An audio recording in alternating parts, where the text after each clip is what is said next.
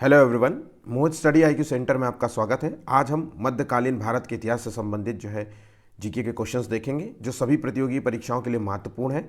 फरवरी के महीने में आरओ और एआरओ की एग्जाम्स होंगे, उसके लिए वीडियो आपके लिए रामबाण होगा, इसलिए वीडियो को अंत तक ज़रूर देखिएगा। वीडियो पसंद आए तो प्लीज़ चैनल को लाइक सब्सक्राइब ज़रूर कर लीजिएगा और अपने दोस्तों के साथ ज़रूर शेयर कीजिएगा ताकि वो भी इस वीडियो का लाभ ले सके। बहुत समय से वीडियो नहीं डाली जा रही थी क्योंकि मैं बहुत बीमार चल रहा था। आज कुछ ठीक हुआ हूँ तो मैं आज बहुत समय होने की वजह से आज मैं वीडियो अपलोड कर रहा हूँ, तो इसके लिए सॉरी। अभी कोशिश रहेगी कि मैं डेली आपको वीडियोस डालता रहूँ, ठीक है, जैसे पहले की तरह पड़ता रहा है। ये वीडियो सारे के सारे मेरे वीडियो आप ज़रूर से ज़रूर देख लीजिएगा, प्लेलिस्ट में जाइएगा और सभी वीडियो को ज़रूर देखिएगा। आप कोई भी एग्ज़ाम दे रहे हैं, यूपीएससी, यूपी ट्रिपल एससी, समीक्षा अधिकारी जो अभी रिसेंटली होने वाला है, ये एग्ज़ाम्स के लिए बहुत महत्वपूर्ण है। इनसे मतलब जितने क्वेश्चंस मैं करा रहा हूँ या मैंने कराए हैं, इनसे बाहर आपको एक भी क्वेश्चन नहीं मिलेगा, आपको बस रटना है, ठीक है। चलिए शुरू करते हैं। थोड़ा सा खांसी है अभी, तो थोड़ा सा हो सकता है आवाज़ में थोड़ी सी दिक्कत हो, उसको मैनेज कर लीजिएगा। क्वेश्चंस इंपॉर्टेंट हैं। चलिए आगे बढ़ते हैं, क्वेश्चन देखते हैं। दिल्ली सल्तनत के किस शासक ने सुल्तान के पद को वंशानुगत बनाया था? तो देखिए इसका सही आंसर क्या है। बहुत इंपॉर्टेंट क्वेश्चन है। एक आंसर है इल्तुतमिश, ऑप्शन ए इसका सही जवाब है, ठीक है। चलिए नेक्स्ट क्वेश्चन देखिए। निम्नलिखित में से किस सुल्तान को लाख बख्श कहा जाता था? तो देखिए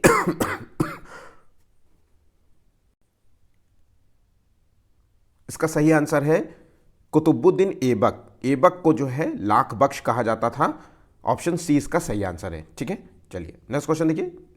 निम्न में से कौन दिल्ली सल्तनत का वास्तविक संस्थापक था? तो देखिए दिल्ली सल्तनत का जो वास्तविक संस्थापक माना जाता है क्या मुसीबत है, इल्तुतमिश। ऑप्शन सी इसका सही आंसर है, ठीक है। मैं पूरी कोशिश कर रहा हूं कि किसी तरीके से ये वीडियो कंप्लीट हो जाए, लेकिन तकलीफ ख़त्म ही होने का नाम नहीं ले रही। चलिए शुरू करते हैं, इसी तरीके से चलता रहेगा तो ठीक रहेगा, कोई बात नहीं। चलिए नेक्स्ट क्वेश्चन देखिए। दिल्ली सल्तनत के किस शासक ने मुद्रा सुधार के लिए शुद्ध अरबी के सिक्के चलाए थे? बहुत इंपॉर्टेंट क्वेश्चन है, एग्जाम्स में पूछा जाता है। तो जो मुद्रा सुधार के लिए शुद्ध अरबी के सिक्के चलाए थे वो थे इल्तुतमिश। ऑप्शन बी इसका सही आंसर है, ठीक है। इसने जो शुद्ध अरबी के सिक्के चलाए थे उसमें थे चांदी के सिक्के को कहा जाता है, ये आपको याद रखना है। तो चांदी के सिक्के को टंका कहा जाता था। इल्तुतमिश का जो अरबी का शुद्ध अरबी के वाले सिक्के थे, चांदी के सिक्के को टंका कहा जाता था और तांबे के सिक्के को जीतल कहते हैं। तो याद रखना, जीतल और टंका ये दोनों नाम बिल्कुल मत भूलिएगा। नेक्स्ट क्वेश्चन देखिए। किस सुल्तान के अनुसार सुल्तान पृथ्वी पर ईश्वर का प्रतिनिधि है और उसका स्थान पैगंबर मोहम्मद के बाद उसके पश्चात है, मतलब पैगंबर के पश्चात अगला नाम उसी का आता है। तो देखिए ये वक्तव्य किसका था? तो ये बात जो कही थी ये बलबन ने कही थी। ऑप्शन ए इसका सही आंसर है, ठीक है। नेक्स्ट क्वेश्चन देखिए। दिल्ली सल्तनत के किस सुल्तान ने सिजदा और पाबोस नामक प्रथा की शुरुआत की थी? तो सिजदा और पाबोस प्रथा की जो शुरुआत की थी तो वो किसने शुरू की थी? बलबन ने शुरू की थी, ठीक है। याद रखना, सुल्तान के पैरों को चूमना और उसके सामने झुक करके सजदा करना उसी को कहते हैं सिजदा और पैबोस। ये प्रथा की शुरुआत किसने की थी? तो ये बलबन ने शुरू किया था। अगला क्वेश्चन देखिए। किस सुल्तान ने मंगोल आक्रमणकारियों से बचने के लिए सीरी को अपनी राजधानी बनाई थी? बहुत इंपॉर्टेंट क्वेश्चन है। तो ये देखिए, सीरी को जो अपनी राजधानी बनाई थी वो बनाई थी अलाउद्दीन खिलजी ने। मंगोल आक्रमणकारियों से बचने के लिए अलाउद्दीन खिलजी ने सीरी को अपनी राजधानी बनाई थी। और ये किस नीति का पालन करता था? रक्त और तलवार की नीति का पालन करता था, ठीक है। मतलब मंगोल आक्रमणकारियों से बचने के लिए इसी नीति को इसने अपनाया था। आगे बढ़ते हैं नेक्स्ट क्वेश्चन की ओर। किस सुल्तान ने अपने शासन में ना तो इस्लाम धर्म के सिद्धांतों का सहारा लिया, ना उलेमा वर्ग के से सलाह ली? ध्यान रखिएगा, ना इस्लाम धर्म के सिद्धांतों का सलाह लिया और ना उलेमा वर्ग से सलाह लिया। तो ये किसने अपने शासनकाल मतलब ये किसने किया था? तो देखिए इसका सही आंसर क्या है? इसका आंसर है अलाउद्दीन खिलजी। ऑप्शन ए इसका सही जवाब है, ठीक है। चलिए नेक्स्ट क्वेश्चन देखिए, किस सुल्तान ने राशनिंग व्यवस्था लागू की थी? तो बाजार नियंत्रण व्यवस्था जिसे कहते हैं, याद रखिएगा ये बहुत कई बार ये पूछा जाता है, बाजार नियंत्रण व्यवस्था। तो बाजार नियंत्रण व्यवस्था जो है किसने जो है लॉन्च की रही थी, ये लागू करी थी अपने जो है कार्यकाल में? तो देखिए इसका सही आंसर है अलाउद्दीन खिलजी। इसने जो है बाजार नियंत्रण या राशनिंग व्यवस्था लागू करी थी। क्यों लागू करी थी? तो जो बाजार की जो कीमतें थे, सामान की कीमतें थे, उनको कंट्रोल करने के लिए जो है लागू करी थी। आम जनता को राहत देना इसका प्रमुख उद्देश्य माना जाता है। ठीक है, आगे बढ़ते हैं नेक्स्ट क्वेश्चन की ओर। दिल्ली सल्तनत का जो है पहला सुल्तान जिसने स्वयं को खलीफा घोषित किया था, ध्यान रखिएगा इसने स्वयं को अपने आप को खलीफा ही घोषित कर दिया था, तो ये सुल्तान था मुबारक शाह खिलजी। ऑप्शन सी इसका सही आंसर है। चलिए आगे बढ़ते हैं। किस सुल्तान के शासन काल में अफ्रीकी यात्री इब्न बतूता भारत आया था? बहुत इंपॉर्टेंट क्वेश्चन है। तो अफ्रीकी यात्री जो है इब्न बतूता ये भारत आया था, ये किसके कार्यकाल में आया था? तो ये था मोहम्मद बिन तुगलक। ध्यान रखिएगा तुगलक वंश के कार्यकाल में आया था। पहला वंश था गुलाम वंश, ठीक है, गुलाम वंश, खिलजी वंश, फिर तुगलक वंश, सैयद वंश और लोदी वंश। ये वंश का कार्यकाल बिल्कुल क्रमबद्ध तरीके से आपको याद रखना चाहिए। ठीक है, चलिए तो ये इब्न बतूता जो आया था मोहम्मद बिन तुगलक के कार्यकाल में। ऑप्शन बी इसका सही आंसर है। नेक्स्ट क्वेश्चन देखिए, इसकी फ्री पीडीएफ आपको जो है हमारे टेलीग्राम लिंक में मिल जाएगी, तो उसको जरूर से जरूर ज्वाइन कर लीजिएगा, जिसका लिंक आपको डिस्क्रिप्शन में मिल जाएगा। इब्न बतूता के अनुसार, ठीक है, तुगलक जो है साम्राज्य जो है कितने प्रांतों में बटा था? ध्यान रखिएगा प्रांतों में लिखा हुआ है, कितने प्रांतों में बटा हुआ था? तो देखिए इसका सही आंसर क्या है, तो ये 15 प्रांतों में बटा हुआ था। ठीक है, और इस प्रांतों में जो है कश्मीर और आधुनिक आज का जो बलूचिस्तान वाला एरिया है उसको छोड़ दिया जाए तो पूरा हिंदुस्तान तुगलक साम्राज्य के नियंत्रण में था। और सबसे बड़ा जो है मतलब अगर देखा जाए कि किस वंश का कार्यकाल सबसे बड़ा रहा है, तो तुगलक वंश का जो है कार्यकाल जो है सबसे बड़ा रहा है। ठीक है, चलिए नेक्स्ट क्वेश्चन देखिए, निजामुद्दीन औलिया ने किस सुल्तान के बारे में कहा था कि दिल्ली अभी दूर है? तो देखिए निजामुद्दीन औलिया जो है जिन्होंने जो है कहा था किस सुल्तान के बारे में कि दिल्ली अभी दूर है, तो इसका सही आंसर है गयासुद्दीन तुगलक। Option C. ठीक है, नेक्स्ट क्वेश्चन देखिए, सैयद वंश के संस्थापक कौन थे? तो सैयद वंश के जो है संस्थापक थे खिज्र खां। ठीक है, आगे बढ़ते हैं। किस सुल्तान के आदेश पर एक आयुर्वेदिक ग्रंथ का जो है फारसी में जो है अनुवाद किया गया था? ध्यान रखिएगा आयुर्वेदिक ग्रंथ है जिसका फारसी में अनुवाद किया था। कई बार क्वेश्चन पूछा जा सकता है कि आयुर्वेदिक ग्रंथ का नाम दे दिया जाए, सुल्तान का भी नाम दे दे, और आपसे पूछा जाए कि इसका अनुवाद जो है किस भाषा में किया गया था, तो ये आपको बताना होगा। तो पूरे लिंक के साथ पढ़ा करिए। तो ये आयुर्वेदिक ग्रंथ का फारसी में अनुवाद किया था, ये है सिकंदर लोदी ने। और ये ग्रंथ कौन सा था आयुर्वेदिक ग्रंथ का जिसका फारसी में अनुवाद किया था? तो ये था फरहंगे जो है सिकंदरी। ठीक है, कंफ्यूज मत होइएगा। चलिए आगे बढ़ते हैं नेक्स्ट क्वेश्चन की ओर। किस सुल्तान ने जो है घोड़े को दागने की प्रथा चालू की थी? तो घोड़े को दागने की जो प्रथा चालू की थी वो अलाउद्दीन खिलजी ने चालू की थी। ऑप्शन बी इसका सही आंसर है, क्योंकि घोड़ों की अदला बदली ना हो जाए इस चीज के लिए जो है ये दागने की प्रथा चालू की गई थी। नेक्स्ट क्वेश्चन देखिए, किस सुल्तान को जो है प्रिंस ऑफ मेनीरियस की उपाधि मिली थी? बहुत इंपॉर्टेंट क्वेश्चन है, नया टाइप का क्वेश्चन है। तो ये प्रिंस ऑफ मेनीरियस जो है उपाधि दी गई थी, ये किस सुल्तान को मिली थी? तो मोहम्मद बिन तुगलक को मिली थी। ऑप्शन ए इसका सही आंसर है। आगे बढ़ते हैं। किस सुल्तान ने अपने चचेरे भाई मोहम्मद जौना खां की याद में, ध्यान रखिएगा इसका चचेरा भाई है जिसका नाम है मोहम्मद जौना खां की याद में जौनपुर नगर की स्थापना करी थी? तो ये किसने जो है कौन सा सुल्तान था जिसने अपने चचेरे भाई की याद में जो है जौनपुर नगर की स्थापना की थी? तो देखिए इसका सही आंसर है फिरोज तुगलक। ऑप्शन ए इसका सही आंसर है। नेक्स्ट क्वेश्चन देखिए, निम्न में से जो है सबसे पहले बहमनी साम्राज्य से अलग होने वाला क्षेत्र कौन था? तो बहमनी साम्राज्य से अलग होने वाला जो है क्षेत्र था वो कौन था? बरार। सबसे पहले बहमनी साम्राज्य से स्वतंत्र हुआ था वो है बरार। और इसके साम्राज्य के अंतर आने वाले जो 4 क्षेत्र थे वो गुलबर्गा थे, दौलताबाद थे, बरार थे और बीदल थे। ये चारों थे, ध्यान रखिएगा। उसमें से सबसे पहले स्वतंत्र हुआ था बरार। ऑप्शन सी इसका सही आंसर है। नेक्स्ट क्वेश्चन देखिए, निम्न में से जो है किसने हिंदी गीत संग्रह किताब ए नौरस की रचना की थी? तो हिंदी गीत संग्रह किताब ए नौरस की रचना किसने की थी? तो ये इब्राहिम आदिल शाह ने किया था। याद रखिएगा, बहुत इंपॉर्टेंट क्वेश्चन है। ऑप्शन सी इसका सही आंसर है। किताब ए नौरस की रचना जो है इब्राहिम आदिल शाह ने किया था। चलिए आगे बढ़ते हैं नेक्स्ट क्वेश्चन की ओर।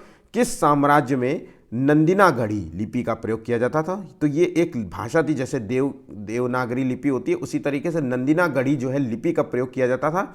ये किस साम्राज्य के शासक जो है यूज करते थे इस लिपि का? तो देखिए इसका सही आंसर है विजयनगर साम्राज्य के शासक जो है इसी जो है लिपि का प्रयोग किया करते थे। चलिए आगे बढ़ते हैं। विजयनगर साम्राज्य जो है कितने प्रांतों में बटा हुआ था? तो देखिए विजयनगर साम्राज्य जो है वो बटा हुआ था टोटल जो है 6 प्रांतों में। याद रखिएगा 6 प्रांतों में बटा हुआ था। चलिए आगे बढ़ते हैं। विजयनगर साम्राज्य की जो है राजभाषा क्या हुआ करती थी? तो देखिए विजयनगर साम्राज्य की जो राजभाषा थी वो क्या थी? तो वो थी तेलुगु। राजभाषा जो है तेलुगु थी। मराठी जो है किसकी थी? बहमनी साम्राज्य की थी। याद रखना, बहमनी साम्राज्य की जो राजभाषा थी वो मराठी थी और विजयनगर साम्राज्य की राजभाषा तेलुगु थी। ठीक है, आगे बढ़ते हैं नेक्स्ट क्वेश्चन की ओर। निम्न में से जो है किस सुल्तान ने बदायूं में, याद रखना बदायूं में जामा मस्जिद का निर्माण किया था? ठीक है, तो ये किसने जो है किस सुल्तान ने कराया था बदायूं में जामा मस्जिद का निर्माण? तो इसका देखिए सही आंसर है इल्तुतमिश ने जो है ये निर्माण कराया था। ठीक है, ऑप्शन ए इसका सही आंसर है। चलिए नेक्स्ट क्वेश्चन देखिए। निम्न में से जो है किस सुल्तान ने दिल्ली में जहां पनाह नगर की स्थापना किया था? तो दिल्ली में जो है जहां पनाह नगर की जो है स्थापना किया था तो ये थे मोहम्मद बिन तुगलक। ऑप्शन बी इसका सही आंसर है। आगे बढ़ते हैं नेक्स्ट क्वेश्चन देखिए। निम्न में से जो है किस वंश के काल को मकबरों का काल कहा जाता था? ध्यान रखिएगा, किस वंश के जो है शासकों को या किस वंश संप्रदाय को, साम्राज्य को मकबरों का काल कहा जाता था। वो ये मकबरों का जो काल हुआ कहा जाता था जहाँ पे बहुत अच्छे जो है मतलब मकबरे, डिज़ाइनर मकबरे पर तैयार किए जाते थे। इन मकबरों को जो है ऊंचे चबूतरों में बनाया जाता था। ध्यान रखिएगा, कई बार क्वेश्चन पूछा जा सकता है आपसे, ऊंचे चबूतरों में मकबरे बनाने वाली जो शैली थी वो किस में जो है किस वंश के शासकों ने प्रयोग किया था? तो देखिए लोधी वंश के शासकों ने जो है इन वंश के शासकों के जो है मकबरों को जो है टाइम पीरियड को मकबरों का काल कहा जाता था। ठीक है, नेक्स्ट क्वेश्चन देखिए। किस पंथ के जो है संत बहुत आराम की जिंदगी व्यतीत किया करते थे? ध्यान रखिएगा, तो ये जो चिश्ती संप्रदाय थे और ये सब संप्रदाय के जो लोग हुआ करते थे, इनमें से जो है कौन से आंसर है देखिए बताना है। तो संत जो है बहुत आराम की जिंदगी व्यतीत किया करते थे, तो और ये मतलब राजनीतिक रूप से जुड़े हुए थे, राजाओं से जो है मतलब दान दक्षिणा ये सब स्वीकार करते थे। तो ये देखिए इसका सही आंसर है सुहरावर्दी संप्रदाय। ऑप्शन डी इसका सही आंसर है। नेक्स्ट क्वेश्चन देखिए। सिख गुरु जो है गुरु नानक का जन्म जो है कहाँ हुआ था? तो सिख गुरु जो है गुरु नानक का जो जन्म स्थान था वो है तलवंडी। ध्यान रखिएगा, इनका जन्म जो है तलवंडी में हुआ था। ऑप्शन ए इसका सही आंसर है। ठीक है, नेक्स्ट क्वेश्चन देखिए। विशिष्टाद्वैतवाद के संस्थापक कौन थे? तो बहुत इंपॉर्टेंट क्वेश्चन है, एग्जाम्स में कई बार क्वेश्चन पूछा जाता है। तो विशिष्टाद्वैतवाद के जो संस्थापक हैं वो हैं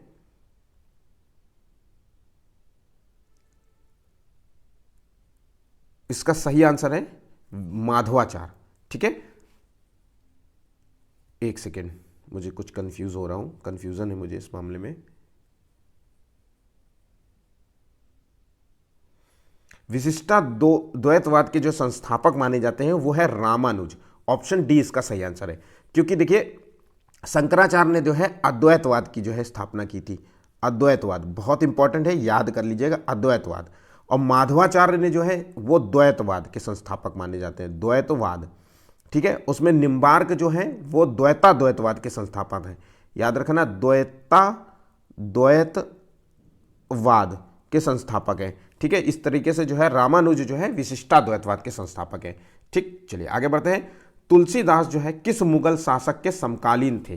तो तुलसीदास जो है किस मुगल शासक के समकालीन हुआ करते थे? तो इसका सही आंसर है अकबर। अकबर के समकालीन जो है तुलसीदास थे। ठीक है, चलिए आगे बढ़ते हैं। किस मुगल शासक ने मिर्जा की पैतृक उपाधि का त्याग करके पादशाह कह लीजिए या इसे बादशाह कह लीजिए, ठीक है, ये उपाधि जो है ग्रहण की थी? तो ये किसने ग्रहण की थी? तो देखिए बहुत इंपॉर्टेंट क्वेश्चन है और बहुत बार बच्चे इसका गलत कर देते हैं। मिर्जा की उपाधि किसने धारण कर रखी थी और इसको त्यागने के बाद ये पैतृक उपाधि थी और इसको त्यागने के बाद जो है बादशाह की उपाधि धारण की थी। ये किसने की थी? बाबर ने। ऑप्शन सी इसका सही आंसर है। याद रखना, बाबर ने जो है मिर्जा की पैतृक उपाधि का त्याग करके बादशाह या पादशाह नामक जो है उपाधि धारण किया था। अगला क्वेश्चन देखिए, बाबर ने जो है अपनी आत्मकथा, बाबर की जो आत्मकथा का नाम क्या है? बाबरनामा। इसका जो है किस जो है भारत मतलब बाबरनामा में जो है किसे जो है भारत का सबसे शक्तिशाली राजा कहा है? तो बाबर में जो है बाबरनामा में जो है सबसे भारत का जो सबसे शक्तिशाली राजा का जो है जिक्र हुआ है वो है कृष्णदेवराय। ऑप्शन ए इसका सही आंसर है। चलिए आगे बढ़ते हैं नेक्स्ट क्वेश्चन की ओर। बाबर ने जो है पानीपत विजय से पहले जो है भारत पर कितनी बार आक्रमण किया था? तो देखिए पानीपत का जो युद्ध हुआ था वो लोदी वंश और बाबर के बीच हुआ था, ठीक है। और ये कब हुआ था? तो ये 21 अप्रैल, याद रखना, ये टाइम पीरियड आपको याद रखना होगा। ज़्यादातर क्वेश्चंस में टाइम नहीं पूछा जाता, लेकिन कुछ क्वेश्चंस इंपॉर्टेंट होते हैं इसलिए इनमें पूछा जाता है, ये पहले से चलन चले आ रहे हैं। तो देखिए पानीपत का जो प्रथम युद्ध था वो 21 अप्रैल 1526 में हुआ था। और इसमें जो है इससे युद्ध से पहले जो है भारत पर बाबर पहले भी आक्रमण कर चुका था 4 बार, ध्यान रखना 4 बार। इस तरीके से हम कह सकते हैं ये 5वां जो है पानीपत जो है इसका 5वां विजय जो है वो था, ठीक है, रथ था एक तरीके से। चलिए आगे बढ़ते हैं। निम्न में से जो है कौन सा मुगल शासक जो है ज्योतिषी में सबसे ज्यादा बिलीव करता था? तो देखिए ज्योतिषी में सबसे ज्यादा बिलीव करने वाला जो है शासक कौन सा था? तो देखिए इसका सही आंसर है हुमायूं। हुमायूं जो है हफ्ते के 7 दिन अलग अलग कपड़े पहनता था और उसके कपड़ों का जो है वो भी रंग निर्धारित था कि किस दिन वो कौन से कपड़े पहनेगा। और हुमायूं जो है एक और चीज है, हुमायूं जो है अफीम का बहुत बड़ा शौकीन था, अफीम का बहुत बड़ा शौक रखता था। तो याद रखना अफीम का कौन शौकीन था? हुमायूं, ठीक है। चलिए आगे बढ़ते हैं। निम्न में से जो है किस मुगल बादशाहों में अपने भाइयों में साम्राज्य का विभाजन किया था? तो देखिए अपने भाइयों में जो है अपना साम्राज्य जो उसको प्राप्त मिला था उसका विभाजन कर दिया था। तो ये किसने किया था? हुमायूं ने किया था। याद रखना हुमायूं ने किया था। ऑप्शन ए इसका सही आंसर है। चलिए आगे बढ़ते हैं। निम्न में से जो है किसने द्वितीय अफगान साम्राज्य की स्थापना की थी? याद रखना द्वितीय अफगान साम्राज्य की स्थापना किसने की थी? तो इसका सही आंसर है शेरशाह सूरी। शेरशाह सूरी ने जो है द्वितीय अफगान साम्राज्य की स्थापना की थी, ठीक है।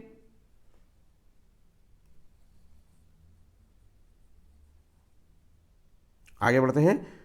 शेरशाह ने हुमायूं को किस युद्ध में परास्त कर दिल्ली का सिंहासन जो है हासिल किया था? तो शेरशाह ने जो है हुमायूं को हरा करके दिल्ली का पूरा जो है सिंहासन हासिल कर लिया था। तो ये कौन सा युद्ध था? निर्णायक युद्ध था कन्नौज बिलग्राम का युद्ध। याद रखना कन्नौज बिलग्राम का युद्ध में जो है इसको परास्त करके जो है दिल्ली का सिंहासन हासिल कर लिया था। बहुत इंपॉर्टेंट क्वेश्चन है, एग्जाम्स के लिए महत्वपूर्ण है, बिल्कुल याद रखिएगा। किसके शासनकाल में जो है जायसी ने पद्मावत की जो है रचना की थी? जो अभी जो है पिक्चर आई थी ना पद्मावती, ठीक है, उसी की बात कर रहे हैं। तो ये जो है जायसी ने पद्मावत की जो है रचना करी थी वो किसके शासनकाल में की थी?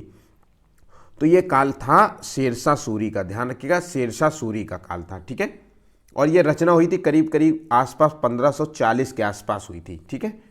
चलिए आगे बढ़ते हैं। अकबर ने जो है किस वर्ष दास प्रथा पर रोक लगाई थी? याद रखना दास प्रथा पर रोक जो है अकबर ने किस वर्ष लगाई थी? तो इसका सही आंसर है 1562। ऑप्शन ए इसका सही आंसर है। याद रखना मैच मिलान के तौर पे ये क्वेश्चन पूछा जाएगा। तो दास प्रथा पर जो रोक लगाई थी वो 1562 में लगाई थी। और तीर्थ यात्रा पर रोक लगाई थी, याद रखना तीर्थ यात्रा पर रोक लगाई थी तो ये लगाई थी 1563 में। और 1564 में जो है अकबर ने जो है जजिया कर समाप्त किया था, जजिया कर को समाप्त कर दिया था। और जो कि जजिया कर किससे लिया जाता था? गैर मुसलमानों से लिया जाने वाला ये कर था। तो गैर मुसलमान से लिया जाने वाला जो है कर था। मैच मिलान के लिए क्वेश्चन आता है इसलिए बिल्कुल ये टाइम याद रखिएगा, ठीक है। चलिए आगे बढ़ते हैं। अकबर ने जो है किस किले की जो है जंजीरों को सोने की कुंजियों से खोला था? ध्यान रखिएगा सोने की कुंजियों से खोला था। तो ये किस जो है किले की जंजीरों को खोला था? तो देखिए इसका सही आंसर है असीरगढ़ का किला। ध्यान रखिएगा असीरगढ़ के जो है किले को इसने जो है अकबर ने सोने की कुंजियों से खोला था। चलिए आगे बढ़ते हैं। बहुत इंपॉर्टेंट क्वेश्चन था। जहांगीर के गाड़ी पर बैठते ही जहांगीर के गद्दी पर बैठते हुए, ध्यान रखिएगा गाड़ी नहीं है यहाँ भाई साहब, तो गद्दी पर जहांगीर के गद्दी पर बैठते ही सबसे पहले जो है किसके विद्रोह का सामना करना पड़ा था? तो जहांगीर जब गद्दी पे बैठा था तो उसको विद्रोह का सामना कर, गद्दी पे कब बैठा था? तो वो 1606 ईस्वी में बैठा था, याद रखना आसपास। तो 1606 ईस्वी में जब उसको गद्दी मिली थी तो उसको जो है खुसरो के विद्रोह, उसके पुत्र था, उसके खुसरो का विद्रोह का जो है सामना करना पड़ा था, ठीक है। और इनके जहांगीर और खुसरो के बीच में जो है एक युद्ध भी हुआ था, जो कि भेरावल, ध्यान रखिएगा, भेरावल युद्ध के नाम से फेमस है। भेरावल जो है क्षेत्र है जहाँ पे ये जलंधर के पास है, जलंधर, तो ये याद रखना, ठीक है। तो भेरावल नामक क्षेत्र या भेरावल के युद्ध में जो है इसको जो है हराया था जहांगीर और इसके पुत्र खुसरो के बीच में। भेरावल नामक क्षेत्र जहाँ की या जगह पर जो कि जलंधर के आसपास है, वहाँ पे जो है युद्ध हुआ था, जिसमें जहांगीर जीत गया था और खुसरो को हरा दिया था, और जहांगीर ने जो है अपने ही बेटे को अंधा कर दिया था, ठीक है। चलिए आगे बढ़ते हैं। जहांगीर ने जो है निम्न में से किसे जो है हिंदुओं का जज नियुक्त किया था? ध्यान रखिएगा, हिंदुओं का जो है जज किसे नियुक्त किया था जहांगीर ने? बहुत इंपॉर्टेंट क्वेश्चन है। तो जहांगीर ने जो है श्रीकांत को हिंदुओं का जज नियुक्त किया था। मतलब ऐसा लोग ना सोचें कि मुसलमान जो है हिंदुओं का जो केस लड़ेंगे या जज बनेंगे तो शायद जो है सही से जो है डिसीजन नहीं दे पाएंगे, इस वजह से जो है हिंदुओं का जो है जज नियुक्त किया था श्रीकांत को, ठीक है। चलिए आगे बढ़ते हैं। निम्न में से जो है किसके शासनकाल में अंग्रेज व्यापारी पीटर मुंडी जो है भारत आया था? तो देखिए, अंग्रेज व्यापारी पीटर मुंडी जो है किसके शासनकाल में आया था? तो देखिए इसका सही आंसर क्या है, बहुत इंपॉर्टेंट क्वेश्चन है, शाहजहां। ऑप्शन बी इसका सही आंसर है, ठीक है। चलिए आगे बढ़ते हैं। निम्न में से जो है किसने सिजदा और पायवोस, ठीक है, अभी मैंने आपको बताया था कि बलबन ने जो है ये प्रथा शुरू की थी, याद रखना, बलबन, ये बलबन ने प्रथा शुरू करा था, ठीक है। छठवां क्वेश्चन था, 6 नंबर का क्वेश्चन था। और ये प्रथा को जो है समाप्त किसने किया था, ये क्वेश्चन पूछा जा रहा है, तो बहुत इंपॉर्टेंट है। तो शाहजहां ने जो है सिजदा और पायवोस, है ना, ये वाली प्रथा को जो है समाप्त किया था शाहजहां ने, ठीक है। आगे बढ़ते हैं। औरंगजेब ने जो है शिवाजी को जो है किस भवन में कैद करके रखा था? तो औरंगजेब ने जो है शिवाजी को जो है कैद कर रखा था, वो किस भवन में कैद कर रखा था? तो इसका सही आंसर है जयपुर भवन। ऑप्शन बी इसका सही आंसर है। जयपुर भवन का मतलब है कि राजस्थान नहीं है, ये है आगरा में। तो याद रखना, कई बार क्वेश्चन में जयपुर भवन ना देके पूछा जा सकता है कहां पे कैद कर रखा था, आगरा में कैद कर रखा था, ठीक है। ठीक, चलिए आगे बढ़ते हैं। किस मुगल काल के बादशाह ने अपने सिक्कों पर राम और सीता की मूर्ति अंकित करवाई थी? उसमें लिखा हुआ था इन सिक्कों पे राम सिया, ध्यान रखिएगा, राम सिया जो है अंकित था इन सिक्कों पे। कुछ सिक्के थे ऐसे मिले थे, तो ये याद रखना, बहुत इंपॉर्टेंट क्वेश्चन होगा। तो ये क्वेश्चन के इसका सही आंसर है जो है, तो ये है अकबर, ध्यान रखिएगा अकबर। ऑप्शन बी इसका सही आंसर है, ठीक है। देवनागरी लिपि में राम सिया लिखा हुआ था इनके सिक्कों में। चलिए आगे बढ़ते हैं। मुगल काल में जो है सर्वाधिक जो है रुपये की ढलाई किसके शासन काल में होती? तो सबसे ज्यादा सिक्कों की ढलाई, मतलब रुपये का मतलब है सिक्कों की ढलाई, जो है किसके शासन काल में हुई थी? तो देखिए इसका सही आंसर औरंगजेब ने जो है सिक्कों की ढलाई, रुपये की ढलाई सबसे ज्यादा करवाई थी। ऑप्शन जो है इसका डी आंसर है। चलिए आगे बढ़ते हैं नेक्स्ट क्वेश्चन की ओर। मुगल काल में जो है टकसाल के अधिकारी को क्या कहा जाता था? तो मुगल काल में जो है टकसाल के जो अधिकारी, जहां पर जो है छपाई होती है, सिक्कों की ढलाई होती है, तो ठीक है, उसको टकसाल कहते हैं। तो टकसाल के अधिकारी को कहा जाता था दरोगा, ठीक है। ऑप्शन ए इसका सही आंसर है। चलिए आगे बढ़ते हैं। निम्न में से जो है दोहरी गुंबद वाला भारत का पहला मकबरा जो है किसका है? तो दोहरी गुंबद वाला भारत का पहला मकबरा जो है, याद रखना, यह है हुमायूं का। ऑप्शन सी इसका सही आंसर है। बहुत इंपॉर्टेंट क्वेश्चन है। दोहरी गुंबद वाला भारत का पहला मकबरा हुमायूं का मकबरा है, ठीक है। चलिए आगे बढ़ते हैं। आखिरी क्वेश्चन है, दिल्ली स्थित जो है जामा मस्जिद का जो है निर्माण जो है किस मुगल बादशाह ने कराया था? तो दिल्ली में जो स्थित है जामा मस्जिद का निर्माण, वो उसका निर्माण कराया था शाहजहां ने, ठीक है, याद रखना। इसके साथ साथ जो है शाहजहां ने लाल किले का निर्माण कराया था। सारी ज़्यादातर जो है शाहजहां ने जितनी भी मस्जिद जो भी निर्माण किया था, दिल्ली में ज़्यादातर निर्माण किया था, जिसमें से दिल्ली में जो है लाल किला है, दीवाने आम, दीवाने खास जो है जैसी जो है स्थापत्य कला से संबंधित जो इमारतें थी, वो उनका निर्माण शाहजहां ने कराया है, ठीक है। आज के 50 क्वेश्चन समाप्त होते हैं। वीडियो को देखने के लिए धन्यवाद, और वीडियो पसंद आया तो प्लीज़ चैनल को लाइक सब्सक्राइब ज़रूर कर लीजिएगा। और डेली कोशिश करूंगा कि मैं वीडियोस डालता रहूं। बीमार हूं, थोड़ा सा तबीयत नहीं सही थी, 7-8 दिन से वीडियो नहीं डाल पाने की वजह यही थी कि बहुत ज़्यादा बीमार था, किसी भी रूप में काम नहीं कर सकता था मैं। अभी भी मुझे बहुत दिक्कत है, और खांसी बहुत ज़्यादा आ रही थी। तो कोशिश करूँगा कि मैं वीडियोस डालता रहूँ। आप ज़रूर चैनल से जुड़िए और कुछ दिन अगर मान लीजिए ऐसे रैंडम वीडियो पढ़ते रहे, 1-2 दिन में पढ़ते रहे तो भी फ्लो में जो है जल्दी से आ जाऊँगा और फिर जो है खूब वीडियोस पढ़ते रहेंगे। ठीक है, वीडियो आपके लिए इंपॉर्टेंट है, परीक्षा के लिए इंपॉर्टेंट है, इसलिए वीडियोस को ज़रूर तैयार कर लीजिएगा। ठीक है, आज के लिए बस इतना ही, धन्यवाद।